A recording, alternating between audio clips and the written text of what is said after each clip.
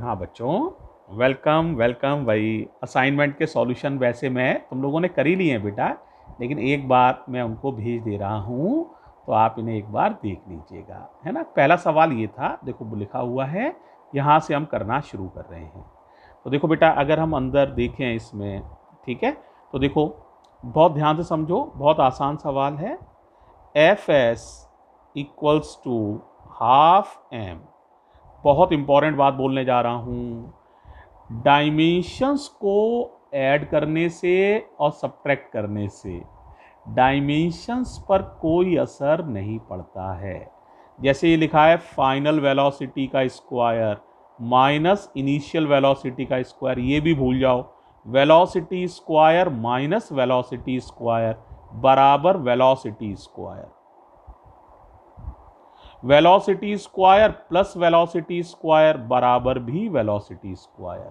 तो इसमें यह समझाया जा रहा है एडिशन और सब्ट्रैक्शन का डायमेंशंस पर कोई असर नहीं पड़ता है। अब आसानी से चेक कर लोगे। LHS की डायमेंशन बताओ, F इंटू एस। एफ हो गया ML_T-2 और S हो गया L। कितना आ जाएगा बताओ? ML2T-2। ये आ गया बेटा, है ना। अब RHS चेक कर लो प्यारे बच्चों। Half M velocity square. Half तो बेकार है, कांस्टेंट्स के कोई डायमेंशंस नहीं होते हैं। एडिशन और सब्ट्रैक्शन का डायमेंशंस पर कोई प्रभाव नहीं पड़ता है ना।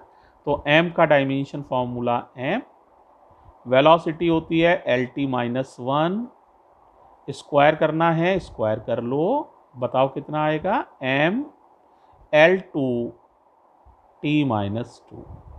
तो LHS और RHS सेम है, इसका मतलब ये फॉर्मूला है करेक्ट, ये डायमेंशनली करेक्ट है। Is it okay? ठीक है। सेकंड पार्ट देखो इसी का, देखते जाओ। ये था, इसमें हमें फिर चेक करना है। तो देखो जरा ध्यान से देखना, बहुत आसान है। सारा ट्विस्ट V के नाम में है। V का नाम है वॉल्यूम इमिटेड पर सेकंड। यहीं पर केयरफुल रहना है, सारी केयर यहीं बरतनी है। अब बताओ, वॉल्यूम का फॉर्मूला तो तुम्हें याद है, L3। पर माने अपॉन और सेकंड माने टाइम, तो पर सेकंड। तो ये माना जाएगा L3T-1। ठीक है। अब देखो बेटा, इसका RHS को मैं सॉल्व कर रहा हूं। LHS तो ये हो ही गई है, RHS की सॉल्विंग देखो, πr4 अपॉन 8 ईटा L। सोचो कौन कौन सी चीजें बेकार हैं? पाई बेकार है, 8 बेकार है। अब P का बताओ, प्रेशर है ML-1T-2, ये प्रेशर है। R एक डिस्टेंस है, तो L की पावर 4। ईटा तो तुम्हें याद ही है, ML-1T-1 और L बेटा L हो जाएगा। अब हिसाब लगा के बताओ क्या बचना है तुम्हारे पास। देखो M से M, L-1 से L-1 कैंसिल, ये L ऊपर चला जाएगा, तो आपके पास बचेगा L3। 4 में से 1 पावर चली जाएगी, ये ऊपर जाएगा, तो T की पावर -1 बच रहेगा। देखो ये भी करेक्ट है, क्योंकि LHS और RHS इक्वल हैं, तो फॉर्मूला ये भी डायमेंशनली करेक्ट है। बहुत आसान है। थर्ड पार्ट देख लेते हैं। इसको देखो बेटा, जरा केयरफुली देखना, ये थर्ड पार्ट है। देखो भाई, इसमें बड़ी इंपॉर्टेंट फिर एक बेटा फीचर आपको ध्यान से समझना है। साइन और कॉस के अंदर ये जो लिखा होता है, इसे फिजिक्स की लैंग्वेज में वैसे तुम लोग एंगल कहते हो, साइन थीटा, थीटा माने एंगल, पर इसे ना बेटा आर्गूमेंट कहते हैं फिजिक्स की लैंग्वेज में। क्या कहते हैं? आर्गूमेंट। तो याद रखना है, साइन और कॉस का जो आर्गूमेंट होना चाहिए, यानी इनके अंदर जो लिखी पावर होनी, जो वैल्यू होनी चाहिए, वो डायमेंशन लेस होनी चाहिए, और बाहर की डायमेंशन सेम होनी चाहिए, ये डायमेंशन लेस होना चाहिए, तभी ये फॉर्मूला सही होगा। तो एक बार चेक कर लेते हैं। तो y का डायमेंशन तो हो गया, डिस्प्लेसमेंट है y तो l। अब RHS को चेक करो, a का डायमेंशन भी एम्पलीट्यूड, एम्पलीट्यूड को मीटर में ही नापते हैं, एम्पलीट्यूड का डायमेंशन l है।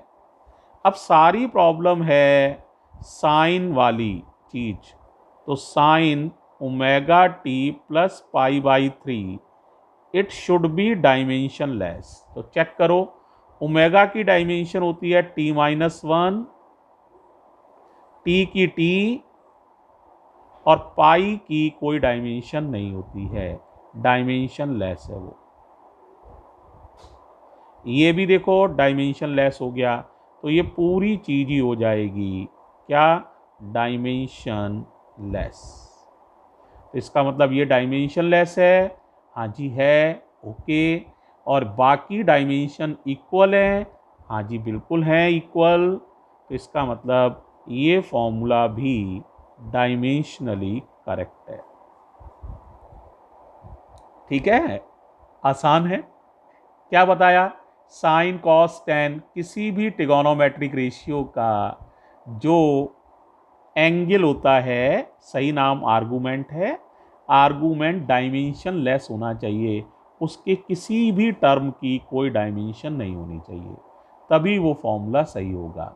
अगर अंदर वाली चीज़ में कहीं पर भी कोई डायमेंशन बच रह रही है तो फॉर्मूला गलत माना जाएगा। इंपॉर्टेंट पॉइंट है, ध्यान कर लीजिएगा।